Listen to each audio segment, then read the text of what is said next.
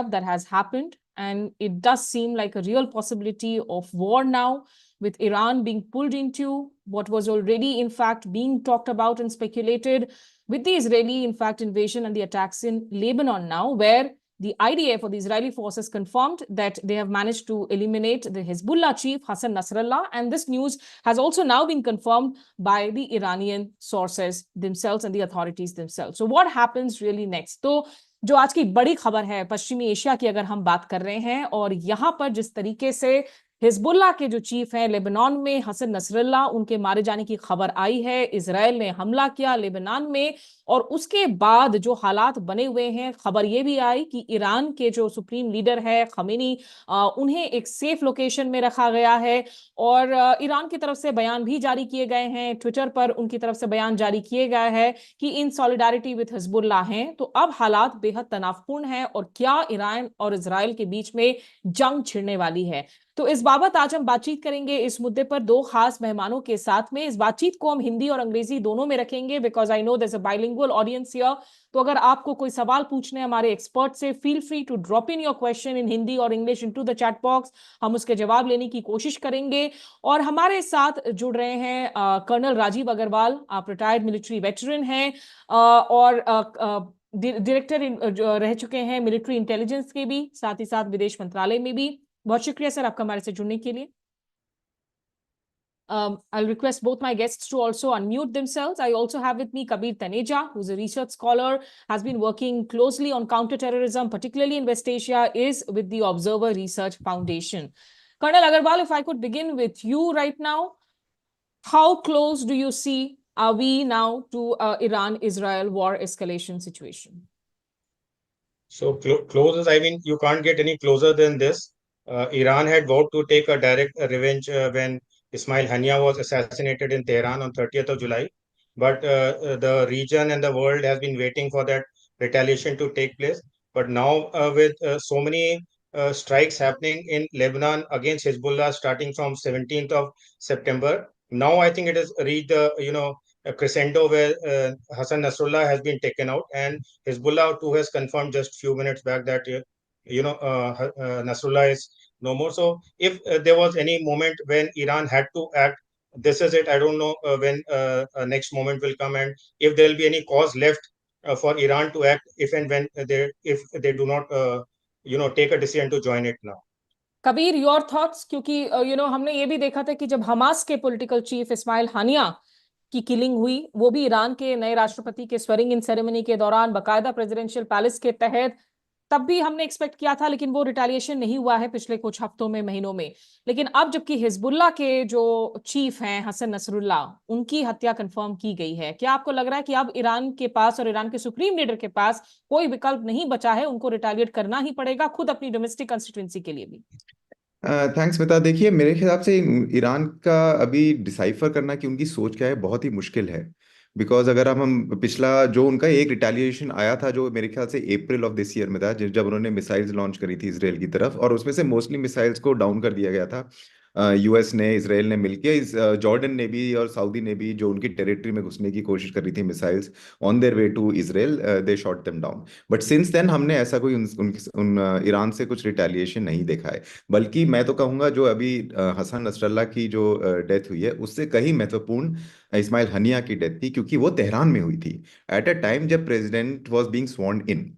ना अगर आप एज फार एज आप चाहे आप इंटरनल सिक्योरिटी देखें, एक्सटर्नल सिक्योरिटी देखें, या just the idea of deterrence देखें कि ईरान का जो आइडिया है डेटरेंस का कि वो पुशबैक इसराइल से कैसे करेगा, तो अभी तक वो अटैक आ जाना चाहिए था, लेकिन वो अटैक नहीं आया। तो मेरे ख्याल से काफी एक ईरान के अंदर भी एक मतभेद है थोड़ा कि आगे कैसे जाया जाए। अगर आप यूएनजीए के आसपास से कई जो कमेंट्स आए हैं, जो उनके फॉरेन मिनिस्टर, प्रेसिडेंट और उनका जो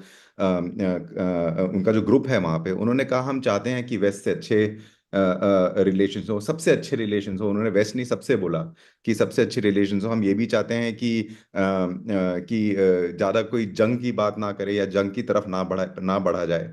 और हम ये भी चाहते हैं कि न्यूक्लियर टॉक्स जो 2018 में जो यूएस ने एग्जिट कर दी थी, वो फिर से चालू करी जाए। तो एक तरफ वो है, दूसरी तरफ हम ये भी जानते हैं कि जो मिलिट्री थिंकिंग है ईरान की, वो आयतुल्लाह आईआरजीसी के अंडर आती है, प्रेसिडेंट के अंदर नहीं आती है। तो अंदर ही अंदर उनका क्या सोच है अभी कि कितना हम आगे बढ़ सकते हैं, एक प्रश्न उस पे उठता है। दूसरा प्रश्न इस पे एक चीज पे जो उठता है, जो पूरा ईरान का डिजाइन है, जिसने प्रमोट किया हिजबुल्लाह को, हमास को, खतबुल्लाह हिजबुल्लाह को इराक में, या ऐसे कई जो हुतीस को 5 साल पहले कुछ भी नहीं थे और अब काफी कुछ बन गए अगर आप रेड सी को देखें। तो उनका मेरे ख्याल से मेन मेन जो वो एजेंडा था कि उनको खुद ना मैदान में उतरना पड़े। लेकिन अब चुनौती ये है कि उनसे कहा जा रहा है आप मैदान में उतरिए। सिर्फ इसराइल नहीं कह रहा है ये, जो उनका एक्सेस ऑफ रेजिस्टेंस बनाया था, मेरे ख्याल से उनके मेंबर्स भी अब कहेंगे कि आप किसका इंतजार कर रहे हैं। तो ईरान का ये इस प्रश्न का क्या आंसर होगा वो समय ही बताएगा, हमें थोड़ा वेट करके देखना पड़ेगा। ये जो ऑफशोर एक तरीके से जो उनके प्रॉक्सीज हैं जो कई सारी लड़ाइयां लड़ रहे थे, निश्चित रूप से अब ईरान डायरेक्टली इन्वॉल्व हो रहा है कि नहीं, और उसमें जो ईरान का परमाणु कार्यक्रम है वो एक अहम फैक्टर है, जिस पर कर्नल राजीव अग्रवाल ने भी हाल में लिखा था कि क्या उसे कैरेट के तौर पर डैंगल किया जा रहा है निगोसिएशंस के लिए, कि भाई हम रिटेलिएट नहीं करेंगे लेकिन बदले में आप हमारे परमाणु कार्यक्रम को चलने दीजिए, आगे बढ़ने दीजिए। But colonel Agrawal, before I proceed, I would like you to explain to our audience कि Hassan Nasrallah, how important a character, how much does he leave, with his elimination? Because Hezbollah at the end of the day is not just a military figure in Lebanon. It is also a part of the government. It's a political figure as well. So how much does it leave Hezbollah weakened at this point in time? Absolutely. I mean, Hassan Nasrallah was no ordinary leader, and we must remember that he took over the leadership in very dire circumstances in 1992, when his predecessor was killed by an Israeli airstrike. So from 1992 onwards, he virtually rebuilt Hezbollah. He built the deterrence capability of Hezbollah against, Israel. He coordinated very closely with Iran, and he was supposed to be very, very close to the supreme leader, with him and the IRGC, through which the main conduit of supply of all the high technology weapons and army used to take place. And especially after the 2006 war, the way he developed the deterrence capability of Hezbollah, built up the arsenal, built up the weaponry, built up the cadre, the Radwan special forces, the way they were developed. So in terms of a military aspect, his leadership was absolutely, at the apex. Coming to the other aspect, which is the political, yes, Hezbollah was very much a part of the political scene of Lebanon. If I remember correctly, they still have 15 or 13 seats in the parliament, and they are very influential in, the government formation and the running of the political scene in Lebanon. And even outside Lebanon, whether it is Syria, whether it is the other parts, or the close coordination with Hamas, Hassan Nasrallah was a very big figure, and as some media channels are saying, he was like a father figure to the entire movement of resistance around Israel. So yes, it is a very big setback. Nasrallah cannot be replaced in the kind of charisma and leadership that he had. Hezbollah will find its own leader. He will again regroup and take reins of Hezbollah, but that time will be required for Hezbollah to regroup. Meanwhile, the middle and the lower rung commanders will have to take on the mantle and carry on the battle with Israel.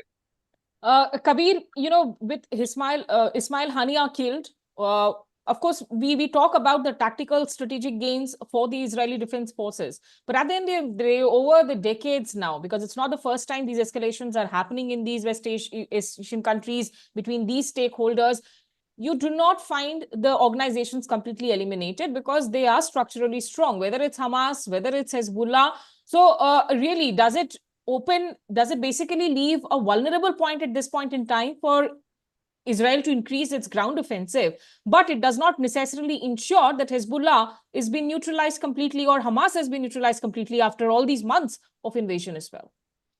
Sweta, I think there's no easy answer to that. See, one reason why Israel has decided to escalate in Lebanon is because it feels a level of comfort in Gaza. कि Hamas को इतना उन्होंने धक्का नीचे दे दिया है कि they can now sort of shift their attention and more importantly, their resources towards the northern part of Israel. Now, you have to also एक चीज याद रखनी होगी मेरे ख्याल से, जब अक्टूबर में अटैक हुआ था लास्ट ईयर, तो हमास ने काफी बोला था हिजबुल्लाह को कि आप नॉर्दर्न फ्रंट अभी से चालू कर दीजिए, कि हम चाहते हैं that you come and enter into this engagement, which they were seeing as sort of one of the final battles, so to speak, against Israel. That you open your southern front so that we can tackle Israel on two sides. At that time, I think अगर ऐसा होता तो Israel के लिए काफी मुसीबत आ सकती थी, लेकिन अभी इस तरह का कोई मतलब वो डिफरेंशिएशन नहीं है। तो मेरे ख्याल से हमें as far as the military capability is concerned, look, I think Israel had plans against Ismail Haniya or Hassan Nasrallah decade ago. These plans were political decisions. They were not tactical decisions. I think tactical capacities were built over the years and made sure that if and when required, they can get to Nasrallah or they can get to Ismail Haniya, which they have now shown. That these plans were already sort of in file. What has changed right now is that Israel, everyone who was expecting Israel to not escalate beyond a point has been proven wrong. Israel has decided that I think at some level they have found कि America उनको कहेगा ये मत करो वो मत करो, लेकिन सपोर्ट रहेगा अमेरिका का, और जो सप्लाई चेन है वेपन्स की वो भी चालू रहेगी। तो इसको like recognizing this reality that the US is not in a position to abandon a critical ally at this point in time and be seen as another country in the region, not getting American assistance just because they are in a difficult situation. They have taken advantage of that and mobilized accordingly, because they've realized कि Washington से इतना pressure आएगा नहीं, कि Washington 2 दिन पहले तक बात कर रहा था सीज फायर की, और now they have escalated much beyond cease fire agreement. नहीं, और इसमें तो बिल्कुल नजर ये भी आ रहे हैं, क्योंकि 2-3 चीजें जो हो रही हैं दर्शकों को याद दिला दें। एक, अमेरिका में राष्ट्रपति चुनाव होने हैं अगले कुछ दिनों में, तो जो बाइडेन इस वक्त जो है वो लेम डक प्रेसिडेंट हैं। कमला हैरिस जीत कर आएंगी या डोनाल्ड ट्रंप जीत कर आएंगे, क्या उनका कुछ रवैया अलग होगा इसराइल को लेकर, ये अभी हम नहीं कह सकते। हो सकता है थोड़ा नुआंस तो बहुत ज्यादा बदलेगा, ऐसी तो उम्मीद हम नहीं करते हैं। लेकिन साथ ही साथ आपने देखा कि अभी 2 दिन पहले ही अमेरिका फ्रांस ने कहा कि भाई हम 21 दिनों के लिए एक संघर्ष विराम का हम एक पीस प्लान, हमने इजराइल से बात करके जो है बाकायदा उसका मसौदा सामने रखा था, इजराइल ने उसे रिजेक्ट कर दिया। संयुक्त राष्ट्र महासभा की सेशन में खुद जो इजराइल के प्रधानमंत्री हैं बेंयामीन नेतन्याहू, वो उसे संबोधित करते हैं, और कुछ ही देर बाद हमें खबरें आती हैं कि लेबनान पर एयर स्ट्राइक्स हो रही हैं, और वो भी घनी आबादी वाले क्षेत्रों में भी एयर स्ट्राइक्स हुई हैं, जिसमें बहुत भारी मात्रा में सिविलियन कैजुअलिटीज की खबरें हैं। तो ऐसे में निश्चित रूप से एक जो लेम डक प्रेसिडेंसी के दौरान जो सिचुएशन है अमेरिका से, और आर्म्स का जैसा जिक्र कर रहे हैं कबीर, कि अभी जो खबरें आई थी कि लगभग $8 अरब से ज्यादा का जो है आर्म्स का सौदा भी हो रखा है इजराइल अमेरिका के बीच में, वो असिस्टेंस भी मिल रहा है। But Colonel Agarwal, I think here the essential question, which also large parts of community, there were multiple walkouts that happened when Netanyahu was addressing the UN General Assembly by diplomats from different worlds. The point is that Hezbollah at the end of the day was a post-1982 invasion creation after, Israel had actually invaded Lebanon in 1982. So for Israel also, it's really not always about self-defense. It is pursuing with this aggression. It's not like even if Nasrallah is killed today, it is going to stop with this aggression at this point in time. Absolutely. I mean, I have written a lot about it that, the war in Gaza is between two asymmetric powers. Israel is a nation with a professionally trained army, organized structure, organized weaponry, everything. It is fighting against Hamas, which is a loosely collected body of people who are ideologically aligned, who have been supplied weapons and all. So when a terror group or a militia group like Hamas carries out a terror attack against a nation, it is a non-state actor, and being a non-state actor, it somehow has I would not say the right, but it can get away by using terror tactics, and then it is condemned for that. But for Israel as a nation to conduct its wars in Gaza or elsewhere, like you were just saying that very heavily populated suburbs of Beirut were bombed, and despite taking out the Hezbollah leaders, hundreds of civilians have been killed. We know in Gaza, 41,000 people have already been killed. So I have always said that a professional army has to conduct itself professionally. You cannot say that, yes, the Hamas or Hezbollah were hiding behind women and children, so I killed women and children. No, you have to find a way around that problem of women and children or civilians, and then conduct your operations and get on with it. That's why you are wearing uniform. That is why you're a professional army. And when I wrote about it, I said that Israel needs to learn a lesson from Indian army. Indian army has never bombed villages in J&K or elsewhere. We have not killed civilians, even at the cost of taking casualties on our own soldiers. I have operated 3 times in different parts of Kashmir. We were absolutely, there was no way that there could be a case where you could just indiscriminately go about killing civilians or causing damage. So a professional army cannot get away by saying that they are hiding behind women and children, or they got their command centers in populated areas, and so we don't care a hoot, and we'll bomb everything out of shape. So, right now, what are also the challenges for India at this point in time? Keeping in mind, we also have actually, at least I think, if I'm not mistaken, 1,000 Indian soldiers as part of the UN peacekeeping troops there in Lebanon. Yeah, we have a battalion there as a part of UNIFIL in the Golan Heights. I don't think Golan Heights in particular is being targeted, and the UN forces which is deployed there, they're keeping a check on it. The basic challenge for India is, one part is that if the war escalates, how to evacuate its citizens. So that it had done in the month of October, November last year, when the first stage of war broke out in Gaza, and we evacuated about 10,000 civilians from the Jordan. And now, over the years, through all the operations, evacuation operations that India has carried out, we have got a very good, I should say, expertise on evacuating our diaspora and citizens. So that is a challenge, but I don't think that will be a big challenge. If and when it is required, it will be done. And I know that Indian embassy in Lebanon and Jordan, they have mapped out the entire citizens and diaspora in those countries, and they're in constant communication with them. And so, if required, they'll be taken out safely. The bigger challenge for India is it's how to deal with this situation when approached. And I mean, all these 11 months, I can say that India has maintained a very fine balancing as far as this war is concerned. India has been very consistent in saying that there has to be a solution to the Palestinian state. There has to be a viable two-state solution. But they have also, at the same time, said that Israel has right to carry out defense for itself, defend itself against terror attack. And I think India was one of the first countries to condemn the terror attack of 7th October when Hamas infiltrated Israel. So Right. India, to my mind, has maintained a very a good balancing. And here I would also like to add, just 2 weeks back, the first foreign minister India GCC meet which took place. And in the entire meeting, whether it was the bilateral or the consultative meeting that took place, one thread was imminent that somehow the Arab world is looking at a role for India to see how India can somehow get to stop this war in some form. Kabir, क्योंकि यहाँ पर काफी criticism हो रही है कि India की stand, हालांकि हमने, जैसा कर्नल अग्रवाल कह रहे हैं कि प्रिंसिपल पोजीशंस लिए हैं, लेकिन बैक एंड फोर्थ भी हुए हैं। क्या we have been hedging in a way, mixed signalling गई है कि हम अब काफी सारे ऐसे रेजोल्यूशंस है जिस पर हमने एब्सटेन किया है यूएनजीए में, और उसके लिए बहुत अजीब लॉजिक दी है। क्या इंडिया के पास कोई लीवरेज है when it comes to Israel right now और prime minister Netanyahu right now? देखिए, बड़ा सिंपल सा आंसर है स्मिता इसके लिए। अगर अमेरिका के पास लिवरेजेस नहीं है तो इंडिया के पास तो बिल्कुल भी नहीं है ना। And it's very simply put in my personal view, it is not something that India can do much about.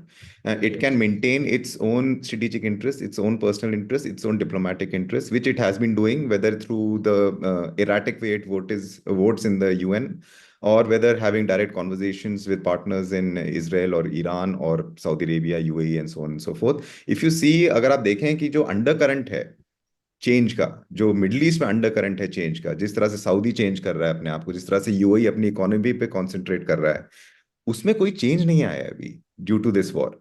They are still talking about all the things they were talking about prior to October 2023 right now.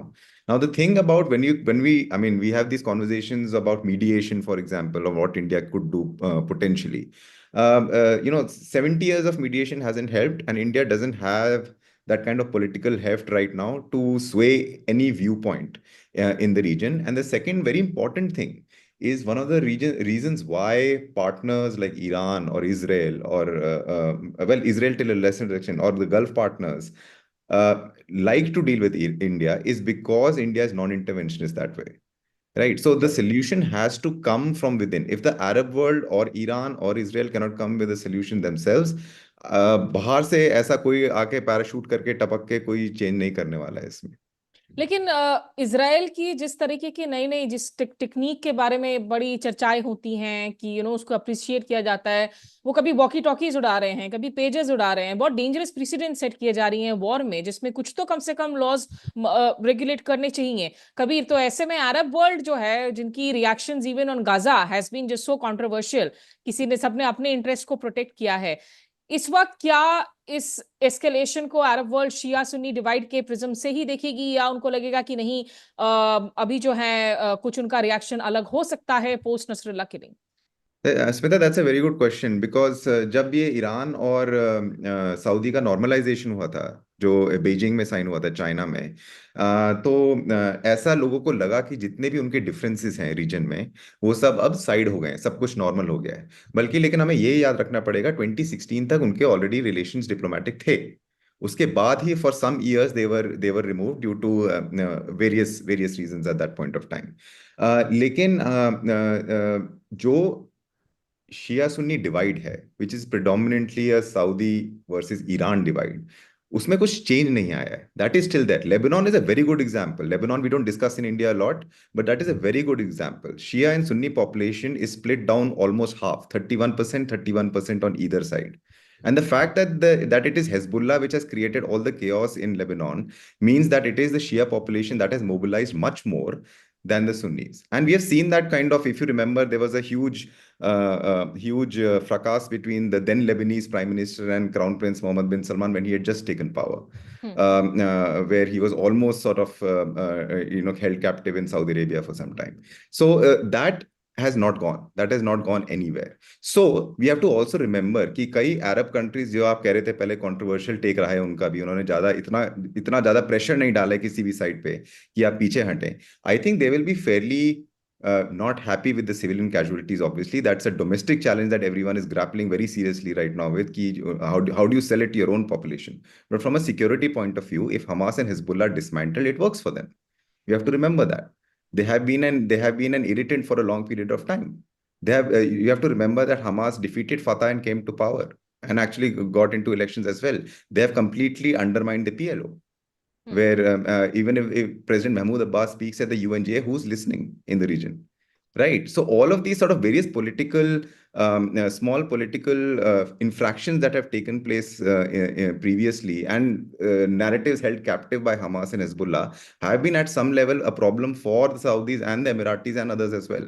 But now the bigger problem is, what is the alternative? How do you stop a worse Hamas or a worse Hezbollah to come in to take place?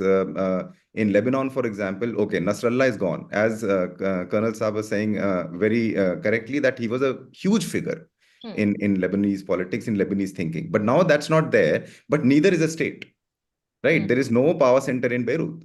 It's open field right now of whoever wants to basically, push and shove and make their way through. And we know that groups like Hezbollah or some similar ideological representations are very good at doing that.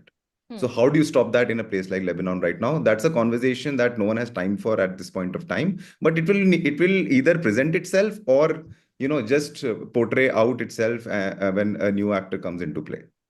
Colonel Agrawal, hypothetically अगर Iran इस वक्त retaliate करता है, जैसा कबीर ने कहा कि इस वक्त हम रीड नहीं कर पा रहे हैं फॉर श्योर कि अगला कदम क्या होगा, तो उसके बाद आप अरब वर्ल्ड की सिचुएशन क्या देख रहे हैं फिर? So, Smita, if you permit, I'll just take the previous question also, the Shia Sunni. So, I don't, to my mind, yes, whatever Kabir has said is absolutely right. Just because there's been a peace deal between Saudi Arabia and Iran in March 2023 does not mean that everything has become hunky-dory. it'll take time. The ambassadors have gone back. Some kind of initial, diplomatic conversations have started, but it is not all hunky dory as of now. It was supposed to happen, but then the war broke out. But to my mind, this war is not about Shia Sunni. Hmm. This war is about whether the Arab world is now inclined to put its mind, money, and time on the Palestinian issue or not. And from what we have seen in the past 11 months and even preceding, 1 or 2 years, there is total disenchantment in the Arab world as far as the Palestinian issue is concerned. There's sort of a fatigue which is there that nothing is happening, and this kind of this issue is weighing them down from expanding their vision in terms of economic development, like what Kabir was saying. Emiratis want to put economy first. Saudi MBZ, Mohammed bin Sultan wants to put economy first. और पिछले कुछ Saudi सालों से visits. In fact वो diversify भी कर रहे हैं अपनी इकोनॉमी को, वो ऑयल इकोनॉमी से Absolute. हटा रहे हैं उसे. So there was a sense that Palestinian issue is weighing them down, and it is restricting them from exploding economically and diversifying their a world from to a non-oil economy. And that has been manifested in these past 11 months also, when we see a very, very ambivalent position which has been taken by two major players, that is the Saudis and the UAEs. They have condemned the strikes, they have condemned civilian casualty, they have condemned the assassination, but beyond that, they have done nothing. As I was speaking to you earlier, Egypt and Jordan both had said, this is my red line, Rafah is my red line, violation of airspace is my red line, but those red lines have come and gone, but still they have not done anything. Qatar and Turkey, they are part of the group along with Egypt and US, who are trying to find a negotiation for ceasefire. So if you take the overall picture of the Arab world, you will find a very clear picture that there is total disenchantment, ambivalence, fatigue as far as the Palestinian issue is concerned, and for them, this issue should get sorted out itself. The only nation which is fighting for it at the moment, it seems, is Iran, with all the support, ideological, military support, etc. out there. Coming to your question of direct Iranian strike, I know, there is no answer to that and no logic to that. The only thing that I can say is that Iran is safe from Israel and US only till the time there was threat on the borders of Israel. If Hamas is totally gone, West Bank PIJ is totally gone, Lebanon, Hezbollah is totally gone, and there is no threat to Israel on its borders, then Iran could be targeted anytime, any day, and that it has to know, and I'm sure it must be working on. तो ऐसे में आप दोनों से, मुझे पता आप दोनों को दूसरे एंगेजमेंट्स के लिए जाना है. आखिरी सवाल कबीर, यहाँ से आगे हिजबुल्लाह की लीडरशिप को आप कैसे आगे शेप अप होता हुआ देख रहे हैं? हमास में हमने देखा कि याहिया सिनवार जो कि मुखिया बने आफ्टर इस्माइल हानिया, लेकिन वो भी शायद मिसिंग इन एक्शन आ रहे हैं. तो इंटरनली अंदरूनी खाने से जो है क्या खबरें हैं इन संगठनों के नेतृत्व को लेकर? देखिए, काफी हद तक स्पेशली हिजबुल्लाह, अगर आप हमास में चलिए देखिए, अभी भी Khaled Mashal is still there and all that. So मतलब they still have some leadership from the past which can gradually sort of come in if required. Hezbollah का तो काफी, उन्होंने जो टॉप जितना भी लीडरशिप था कोई भी नहीं बचा है. फौज शुक्र से शुरू किया था, और अभी तक आप देखें तो जितने भी हसन नसरल्लाह के बाद के जितने भी लोग थे जो कर सकते थे, अभी भी हैं. अभी भी 2-3 लोग ऐसे हैं जिनका स्टेटस नहीं पता है अभी हमें. अगर वो भी कल बॉम्ब स्ट्राइक हुई थी उसमें भी मारे गए, तब तो बिल्कुल भी एनाहिलेशन है जिसको कहते हैं हिजबुल्लाह के टॉप लीडरशिप का. लेकिन अगर हम थोड़ा हिस्ट्री उठा के देखें तो हमेशा एक मोमेंटम होता है इन ग्रुप्स के पास to rebuild, to restructure, to relaunch. If there is a big enough political vacuum, I'm not talking about ideological vacuum, I'm not talking about strategic vacuum, a political vacuum which can incubate these sentiments further. Now you have to remember, and we have to see how do the civilian losses of the past 1 year translate into the support for these kind of groups. Initially, it is possible that Hezbollah is pushed even out by the public also, because they've been fed up with them for a long period of time. The Lebanese economy is non-existent at this point. Inflation is through the roof. And despite coming into a political dispensation, Hezbollah has been unable to protect the Lebanese people beyond economy now. Now it has sort of pushed them into a conflict zone where Beirut is getting bombed almost on a daily basis. So the disenchantment with Hezbollah is going to be very, very strong. But with these groups, I never, ever say that they've been completely defeated. But I mean, if there was an increasing disenchantment, the Israelis have given them a reason back again to actually lessen the disenchantment, no, with the Yeah, but see, amount of civilian disenchantment, casualties. yes, but disenchantment is something that is in public discourse. For it to translate into anything else, including political movements and so on, is a whole different ballgame altogether. We've seen that with the Arab Spring also. It can go either way. It's very difficult to predict. Unless there is a head to the to any movement, it really doesn't go anywhere. And we'll have to see what comes out after the killing of Nasrallah, politically, not just within Hezbollah, but in Lebanese politics. Can someone come up and sort of stake claim that I'm going to try and fix this now just because Hassan Nasrallah is not there anymore? So we'll have to see if those kind of contours come into play or not. Okay, thank you so much, Kabir Taneja, for joining me here in this conversation. Colonel Rajiv Agrawal, आपको thank you बोलने के पहले आखिरी सवाल आपसे, इस वक्त आपको क्या लग रहा है कि हिजबुल्लाह के अंदर कितनी फायर पावर है to fight back right now? So Hezbollah के पास फायर पावर की अभी कमी नहीं है. They've got enough weaponry and ammunition, and as per whatever estimates are coming, they have not even started unleashing their most sophisticated, weaponry, the ballistic missiles, Qadar 1 or whatever those missiles are at Israel. The problem is of leadership, which will take time. Obviously, command and communication, which is going to take time. But mid-level and lower-level commanders are going to carry on with the fight. And even today morning, I think they have already fired 100 odd rockets, and few have landed north of West Bank and Tel Aviv. So the fight will carry on. It is the leadership which provides the direction and the strategic, aim, which will take time to reconcile and resurface. ठीक है, बहुत शुक्रिया आपका colonel Rajiv Agarwal और साथ ही साथ कबीर तनेजा हमारे साथ जुड़ने के लिए। तो दर्शकों को याद दिला दे कि पिछले साल 7 अक्टूबर को हमास ने जो हमला किया था इजराइल पर, जिसमें करीब 1200 लोगों की जान गई थी और 250 लोग बंधक बनाए गए थे, उनमें से कई लोग अभी भी हॉस्टेज बने हुए हैं।